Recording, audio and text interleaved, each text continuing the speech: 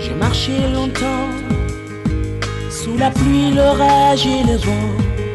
Je voudrais savoir l'origine de ma peine. J'ai marché longtemps.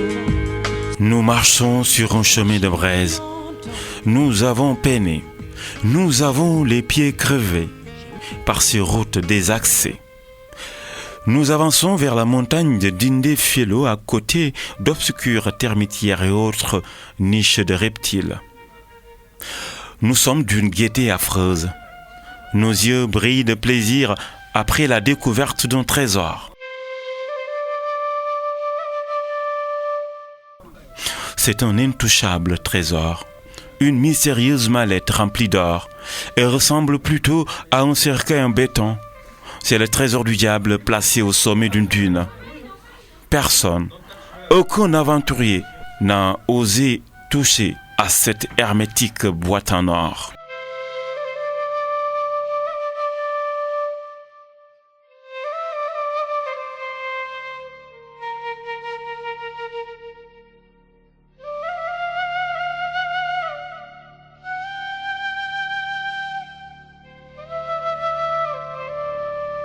L'or est banni ici, mais très recherché dans l'autre bout de ce bled. Non loin de là, les bruits des moteurs, des voitures et des motos Jakarta gênent la quiétude des habitants de Kharechena, qui veut dire la ruée vers l'or. Kharechena veut dire nous sommes venus trouver de l'or. Nous sommes venus chercher de l'or. Chercher. Donc, Kalnata Jansanjoma.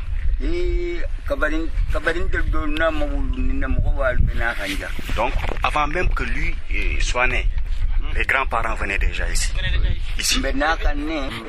C'était un amour en fait. Ils venaient et repartaient. Donc, c'était un amour jadis, mais jadis, ils venaient. Les grands-parents venaient. Donc, ils s'étaient même installés, en réalité. Ils étaient installés, mais il y a eu un feu, un incendie qui les a fait quitter. Alors, c'était des déplacements maintenant qui s'en ont suivi. Ils venaient chercher ce qu'ils ont à trouver et ils repartaient. C'est maintenant quelques années plus tard qu'ils se sont installés définitivement. Donc il y a cela 30 ans.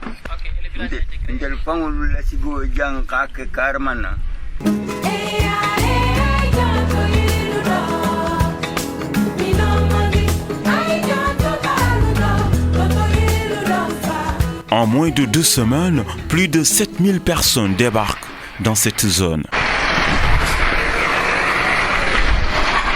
Les chauffeurs découvrent eux aussi une nouvelle destination. C'est venu à Kharechena pour les chauffeurs là avec les transporteurs. Nous venons ici pour soutenir les chauffeurs et avec les transporteurs pour le véhicule là. Il y a couru distance de Kédougou à Kharechena. Pour le transporteur, pour les passagers.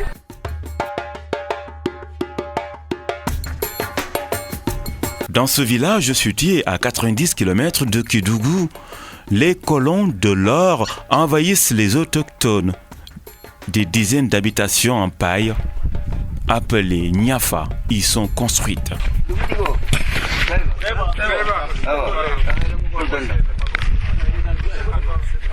Assis sur un canapé en bois, devant sa case, entouré des membres de sa famille, le Dougou Tigui ou le chef de village, Fandiang Keita, est témoin de cette ruée vers l'or.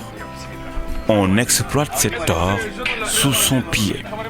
Seulement, il regrette l'utilisation des enfants dans les zones aurifères.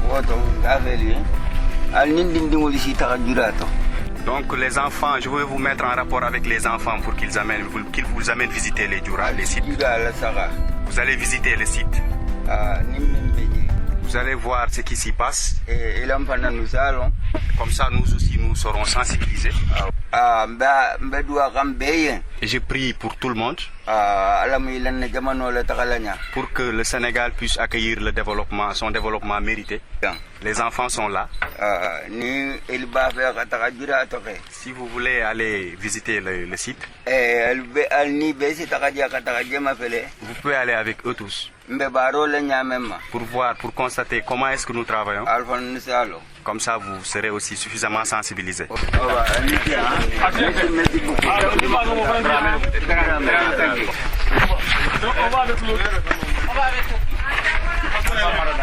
Le maître des lieux nous montre la voie des Djoura. C'est trop profond, d'une hauteur de 25 mètres, creusé partout dans cette partie du pays. Un jeune de la localité nous y mène.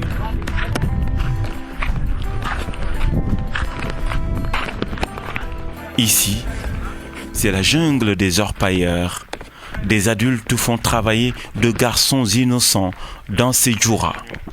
Moussa Diop de l'UNICEF travaille pour la protection de l'enfance. Sur ce site, les gens ils exploitent l'or en creusant des trous qui peuvent aller jusqu'à 25 mètres de profondeur, d'après ce que nous ont dit les gens qui travaillent ici même. Et ce sont des enfants des fois qui sont envoyés au fond des mines pour aller extraire le minerai qui est remonté.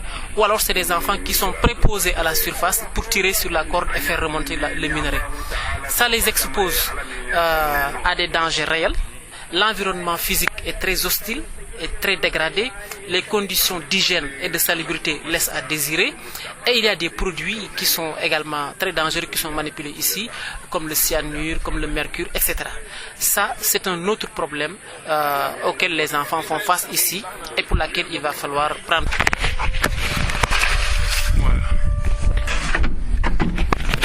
Des enfants à la peau noire et masque rouge, l'argile couvre tout leur corps. On n'aperçoit que la couleur de leurs yeux, creux, les pieds mouillés et tordus. Ils accrochent sur leurs frêles épaules une vieille corde, un seau désuet, une sacoche usée. Quand nous avons quitté venu ici, nous n'avons pas trouvé d'abord.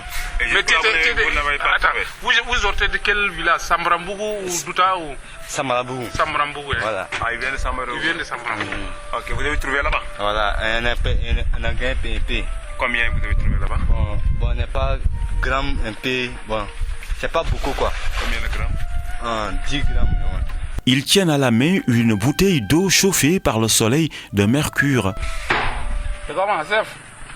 et une pique, une torche attachée au cou. Et après vous allez retourner là-bas. Voilà, si quand Dama a dit, on m'a cotisé ensemble quoi.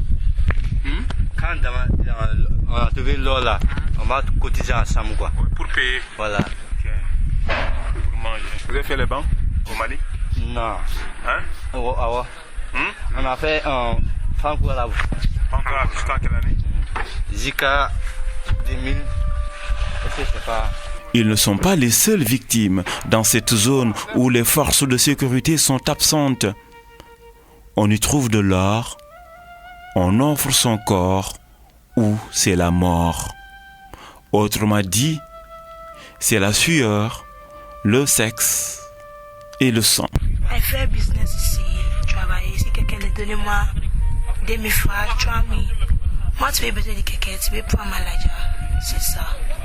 But the business là, c'est pas bon pour moi. Tu te prostitues? Oui, c'est prostitution.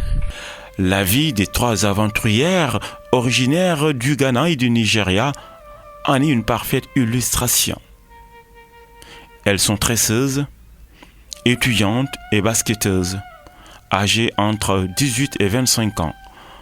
On leur avait promis le paradis. Elles sont devenues prostituées et se retrouvent dans l'enfer de Kharachena. Ici, il y a beaucoup de gens, il y a beaucoup de bandits. Beaucoup de bandits. Ali Baba, tout, prendre l'argent, frapper tout. Il n'y a pas de business ici, il y a rien. Les gars font non de Dieu, nous sommes fatigués ici. L'Organisation des Nations Unies contre la drogue et le crime veut y mettre fin, selon Issa Saka, coordonnateur au Bureau Afrique de l'Ouest. En fait, nous avons un programme d'assistance directe à des filles ou à des personnes victimes de traite. Donc, il y a des fonds qui sont prévus pour identifier ces victimes-là, qu'elles sont en réalité, pour les accueillir au niveau du centre d'accueil qui a été ouvert à cet effet, qui va leur permettre de faire la recherche de famille s'il y a ce besoin-là et qui va éventuellement les aider au retour en famille. Donc je voulais les informer de cela et pour leur demander si quelqu'un est venu les informer de ça. Puisqu'elles nous ont dit qu'en fait, elles ne cherchent que 100 000 francs pour retourner. Alors, si ce projet est disponible, ça veut dire que l'information n'est pas encore arrivée à eux. Donc je voulais leur apporter cette information-là et voir avec eux comment on peut faire pour qu'effectivement ce retour-là se fasse dans les meilleures conditions. Ici, il se passe souvent des batailles rangées entre orpailleurs de nationalités différentes. Ils se tuent et se massacrent. Certains y laissent leur vie de manière cruelle. Des bandits armés y font souvent éruption. Les jeunes du village s'organisent en mettant en place un comité de vigilance et ces préposés à la sécurité sont appelés des Tumbulma. Il dit comme c'est un nouveau site.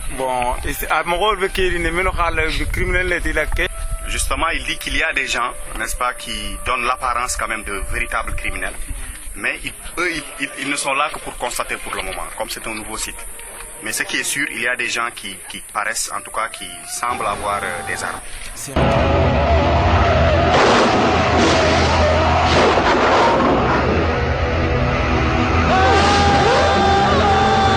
Certains rescapés ont pu échapper à ces bourreaux traqués par le ministère de la Justice. Ces enfants sont regroupés dans un centre d'accueil érigé à Kédougou, aventure de la cellule nationale contre la traite des enfants. Mais vous savez, le phénomène des enfants aussi, c'est la mobilité de ces enfants est un peu difficile à canaliser. Quand quittant Harakene, la zone minière où il y avait déjà de nouveaux arrivés vers un site qui était réputé avoir de l'or et qui était là-bas déjà pendant une semaine. Il y a des enfants qui ont été récupérés des mines qui sont en transit maintenant dans le centre. Malheureusement, ce n'est pas le cas d'autres enfants qui sont restés là-bas. Nous avons pu constater qu'il y avait des jeunes filles de nationalités différentes qui ont peut-être des difficultés pour partir. Ils sont déjà dans le filet de ces trafiquants qui les ont amenés là-bas et qui n'ont plus la possibilité de retourner.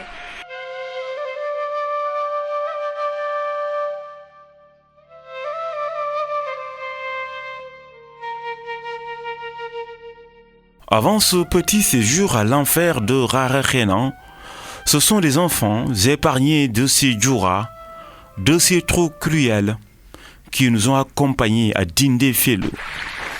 Après les pépites d'or, nous réveillons cette eau bénite qui dort sous les pieds de la mythique montagne.